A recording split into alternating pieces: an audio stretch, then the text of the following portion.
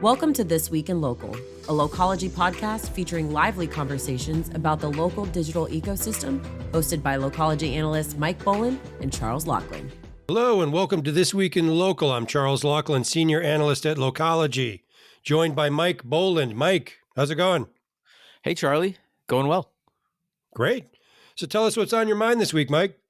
Sure. So we started to track a trend this week, which is the sort of verification, social verification, the sort of iconic, blue check mark, sort of migrating to the world of SMBs. And like backing up a bit, as we all know, one of the sort of defining traits of the Elon Musk era of Twitter, or X, I should say, is that sort of paid verification, holding back several of the previously free features of verified accounts to sort of propel the pay-to-play version of the blue check mark. That's sort of one of the central features of what was formerly Twitter Blue and what is now called X Pro.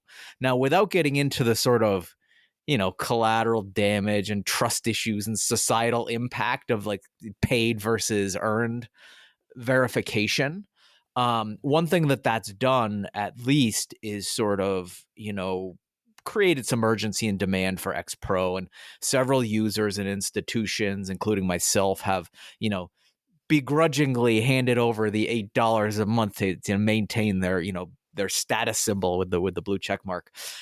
So one thing that sort of happened as that's all unraveled, we're also seeing this sort of, again, migrate to the world of SMBs. And beyond just X, that had already been happening on X, but we're starting to see this concept start to be picked up by others. And there are two that I'll just go through quickly, which are Meta and Airbnb. Those are the two sort of examples we found to sort of to mark this trend. So first with Meta, they recently announced that they're going to expand what they call the Meta Verified program, the sort of their version of the blue check mark. They're expanding it to businesses. It's actually surprising they didn't already do that, but they just started expanding it to businesses. So SMBs can subscribe to the program. It's $22 per Facebook page per month, or Instagram account, or they can actually bundle both of them together for $35 if they have each. And then WhatsApp is actually going to come later. And what do they get for that? They get of course, the verification badge, the blue check mark, as well as a few other things like what Facebook's or what Meta's calling impersonation protection. And then also greater reach. They're bundling in the ability to get better search rankings within Facebook, as well as, or Instagram, as well as preferred placement in this new sort of recommended Meta verified business section. It's like a carousel in the Facebook and Instagram news feeds. So it sort of comes with both verification and a little bit of marketing stuff as well. Now, one thing that's interesting in what Meta is doing is that, when Elon Musk first started to do this, like the paid verification, a lot of the flack is that, this sort of pay-to-play verification it sort of erodes the trust of what verification should be all about. And the way that Meta has positioned this is, I think, very smart, which is that, SMBs previously were sort of ineligible for this, because it's usually reserved for larger entities like the New York Times, or large entities or influencers are the ones who get the sort of verified status. And this is a way for smaller entities, individuals, SMBs to simply, fast track that and just buy it. And the price of admission that they pay for that sort of goes towards the work on Meta's end to do the actual verification. And that's a key point because, again, one of the risks here is like eroding the trust of the verification if it's a pay to play. But what they do is they actually have to they spend time validating the business. Like, yeah, it's pay to play, but the business also still has to verify themselves as the entity they say they are. And the way they do that is essentially a lot of the methods we're familiar with in terms of what GMB has been doing for years in terms of using things like phone and email and domain name verification to verify the business. So they basically do that. And then quickly, I'll go over Airbnb because they're doing something similar. It's a verification program to crack down on the sort of perennial problem on Airbnb of fake listings. So it's a common form of fraud on Airbnb where someone will clone a real listing or pull the pictures off, create a fake one, and then collect payment for that property and then just like disappear into the night. So to combat this, Airbnb is rolling out this sort of verification badge, which properties can earn by validating through a number of different ways that they've set up, like photos and GPS data. But then the last thing I'll say is one big difference here from what Meta and X are doing is that this isn't like a pay to play thing. Airbnb is just rolling this out to just like increase the validity and the trust within its network. In fact, it's actually going to start to mandate it for all new hosts and properties. This sort of verification method is going to be in place. So those are just two where I believe we're going to start to see a lot more of this. And Airbnb, I phrase this as an SMB example along with Meta. We're considering these Airbnb posts very much SMBs. They operate like businesses. Sometimes it's a side hustle. They're sort of in that VSB category we often look at, very small businesses, but they are running a business nonetheless of sort of playing hosts with their properties. So anyway, we're going to continue looking at this. We expect a lot more, some similar examples in the future, but we're just starting to detect that trend for now. Okay, Mike, this is interesting. Now, you said something early in that thread where you talk about impersonation protection, like in a little insurance policy against. It feels like that's to bring in AI for the hell of it, because we always have to. AI impersonation is something everyone's worried about. Is that a protection against AI impersonation, do you think? Is that what that's about? Yeah, it's like, firefighting fire. I mean, they're going to be using AI. There's some human moderation. A lot of it is also automated. And I think that one of the ways that they do this impersonation detection is actually a lot simpler. That it doesn't require AI, which is that once you get verified, you're on that like database. You're in the database as that business. And if anyone else comes along to say, "Hey, I'm that business," a flag goes up. So just the act of being as part of that like verified program prevents others from coming along and doing it. Mm-hmm. But say someone beats you to it. Say an AI agent beats you to it, and then they say they're that business. That could create a sticky situation. But yeah, the AI will sort of be used for as a sword and a shield. Yeah, I guess the AI impersonation thing is probably more of a concern for known entities like well-known influencers and that sort of thing. But yeah, those who have a lot to lose from someone impersonating them, and who are known figures. I'm sure that's already a battle that's being fought. This is apropos of nothing, but you sort of mentioned X. My last episode, my pet peeve was people who use North Star as a metaphor. Today's pet peeve is people who, like on podcasts, say you can find me on Twitter or whatever they call it now. And they know darn well it's called X, but for some reason people don't want to say that because it's Elon. That don't hear nor there to that, but I hear that a lot, and I don't. It's their own little form of protest, sure. It's grating at this point. At the first once or twice, understandable. The name change had just happened. It was annoying. No one agreed that it was a good branding exercise. Now it's just sanctimonious and like get over yourself. And we're all moving on. Yeah, we're moving on. It's X now, like it or not. That's what it is. Okay. Now, the Meta thing feels very different from the Airbnb thing. The Meta thing is the Meta thing just a revenue thing for Meta? Yeah. Or is that verification really useful to Meta? I think both. Their network is a lot more validated and trustworthy. I think when they say that, hey, like we have to charge for this because it's a cost to us to do the validation legwork, I think that's true, but I'm sure that there's some margin there. It doesn't cost them. Like I said, it's $22 per Facebook page or Instagram page, and then there's a bundle for both. It's not nothing. I don't think it costs them $22 per page. So there's probably a little bit of margin there. So they are making a little bit plus ensuring the overall veracity of their network. So I think for them, it's sort of a win-win all around. And they're also playing it, like I said, as like a sort of altruistic move of, hey, like all you SMBs out there, like, traditionally you weren't really eligible for this badge. Now we'll let you, essentially buy it. So they're Okay. positioning it as like a democratization play, which may or may not be, Okay. Yeah, totally there's a lot of accurate. that going on. The performative democratization, we'll call it that. Yeah, right. And Oh, thank you so my thread much. has How nice of you. and my thread has an element of that in it, which I'll get to in a moment. Um, but the Airbnb one clearly just seems like the platform protecting itself. Yeah. Yeah. And I gave those two examples because as representative samples of what we're going to see. We're going to see a little bit of both. Some that it's like a paid thing, it's a revenue play. Others that it's like, hey, we're just rolling this out because we want to make our network better and more trustworthy. And it makes sense for a thing like Airbnb where like trust is just so central. Like it would be foolish for them to charge for this. They just want to get it out there and just like make it ubiquitous, phase it in as much as possible because that eliminates a major headache for them and a major cost for them, which is all the liabilities around the fraud and the, even other things like the cracking down on all like the dangerous parties and The big predatory parties, behavior and all that stuff. We're Yeah, they're just gunfire. highly motivated to Yeah. clean things up.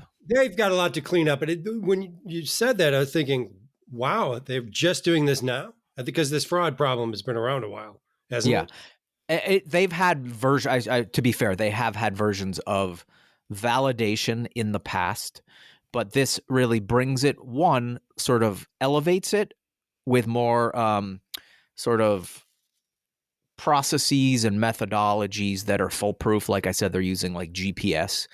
But also, the reason I included it in sort of today's thread is it sort of brings in that familiar format of the check mark. I don't know what color it is, but it's, I don't know if it's a blue check mark but it's a check mark, right? Blue. I think there's a law somewhere that says check marks have to be blue. Right. Now okay. It's going to be, by the way, in February is what they're saying. We're going to start to see these roll out, like on listings. Like users are going to start to see these in February on listings. That's a ways off. I realize there's a process here of verifying. But I the fact that this isn't 100% a requirement for Airbnb makes me. I'm a little bit taken aback, to be honest. For new listings and property managers, like old ones, they're actually all set because Airbnb can look at the fact that, hey, you got all these reviews, you got to be real. I was about to say, once you have a few reviews and people have verified that they stayed there, the sheets were clean, the place actually exists. So those ones are going to be grandfathered in. New ones are going to need it, and through that process, they hope to sort of slowly phase out the fraud. That makes a little more sense. Again, it felt a little, late to the game, but as you explain it, it makes more sense. Yeah. Okay, so I'm going to shift gears real quick and just chat about something that I've been looking at recently, and I think calling it a trend might be a little strong, but I think it's interesting. And again, I often point to things that make me cringe. The term VC winter has reached that stage at this point because it's been well over a year, and that's about 4 winters, depending where you are in the globe.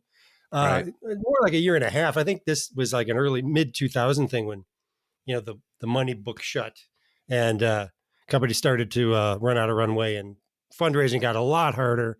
And so, as this occurred and, now it's, we all talk to people who are out raising now and they all tell you, it's the meetings are harder to get. The pushback is harder. The no's come faster, et cetera, et cetera, et cetera. That's still true.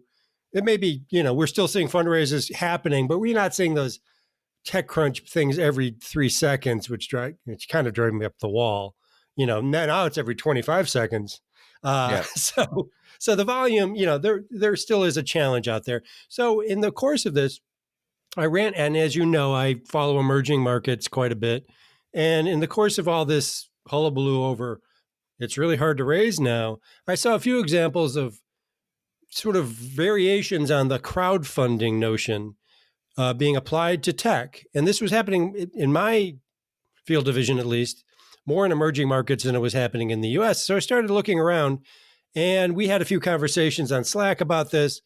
And we sort of came to this conclusion that, crowdfunding, it's really more of a Shark Tanky, I've got the best cookie for dogs kind of a thing than it is for I've got a great app for small business fintech or something like that, And I think that's still largely true. And we're starting to see things pop up that seem to be like crowdfunding. Crowdfunding platforms have been around for a while, Kickstarter, et cetera. But again, Kickstarter has been more for that, perfect dog cookie than, Consumer stuff. SaaS app kind of thing, And I think, so I was asking the question, are we going to start seeing more crowdfunding for tech startups? And I've seen some examples of this, again, outside the US. Haven't really seen it here. But what's interesting is, as I was sort of thinking about this, poking around, looking for it, I started seeing that damn Mr. Wonderful from Shark Tank on TV commercials all the time for something now called Start Engine. And where this is kind of landing is that it's less about crowdfunding for startups as it is about creating a platform to let small investors get in on VC funding rounds. So in a way, it kind of gets back to that original notion I had, which is, will tech startups start to be funded by small individual investors, and there's this thing, Start Engine. There's something called Republic, which has been around a while, where you can, for maybe as little as $100, start investing in VC rounds, essentially.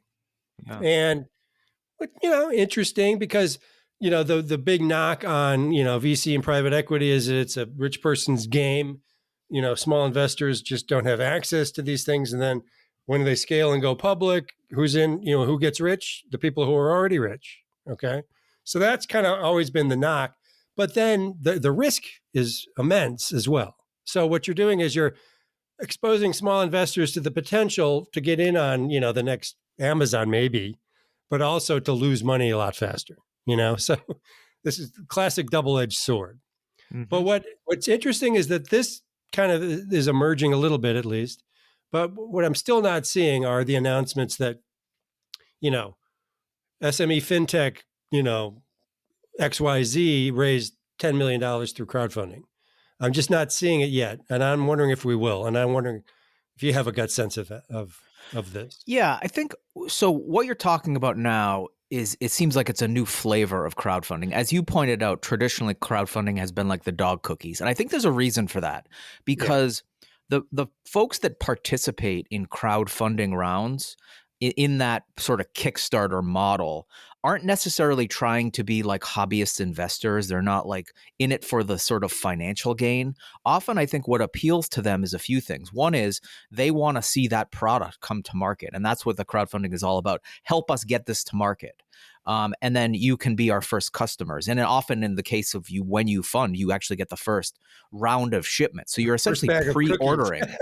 You're pre-ordering the product. Uh-huh. And that particular model is more conducive to things that are just sort of like easy to understand, broadly applicable to like mainstream audiences. And that tends to be physical goods or hardware, not software. So when you're talking, has been more like it's been more like hard goods that need some money to actually manufacture the first line, Yeah. It's not like B2B SaaS. Like that's just it's not sexy enough to sort of get that wide appeal. Cookies may not be the best example either. So no, cookies is a good example, but like SMB SaaS or just stuff like the B2B SaaS is going to be different. So I think that's what's new here, is that it's a platform for like more serious like prosumer investors to actually have like financial gain, not necessarily be like hobbyists for these products that are being crowdfunded. So that's the first observation. The second one is that, in some just sort of, investing, friends and family around investing, stuff like that I've done in the past, particularly with like software startups, often you run into a challenge, which is that you have to be sort of a licensed verified investor at certain levels.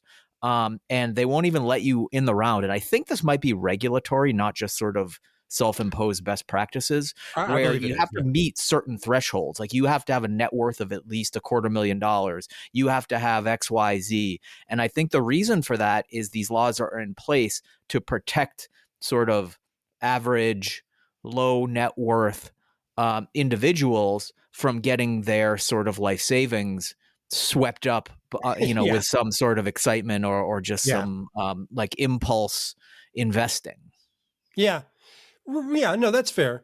And I think that when you look at sort of these platforms that allow small investors to invest in, essentially venture funding. Yeah. There must be a threshold the in risk is terms of not the removed, dollar but amount. yeah, it's the dollar amount. It almost feels like a formalized friends and family investing Yeah. tool, because I think the friends and family round, it's like you ask every cousin and uncle and, sister-in-law, and they might only invest $500 or, Yeah. $1,000. And this is kind of what this is about. But I it's think just, I'm not that's really the a answer friend to or my a family question. member, but I'm still Yeah. investing at that sort of stage. That's the answer to my question is there's got to be a threshold of the investment amount when those requirements, those legal requirements for like verified investor kick in. And I don't know what that threshold is, I but don't like have the answer to probably that question. I know these platforms are regulated by the SEC, I believe. Yeah. So And that number exists. I don't know what it is now, yeah, but I bet that like 500 is probably you're in the clear. yeah. But I will go out on a limb here and I will say if this, closed wallets among venture companies, which again is not entirely true, there's still funding going on.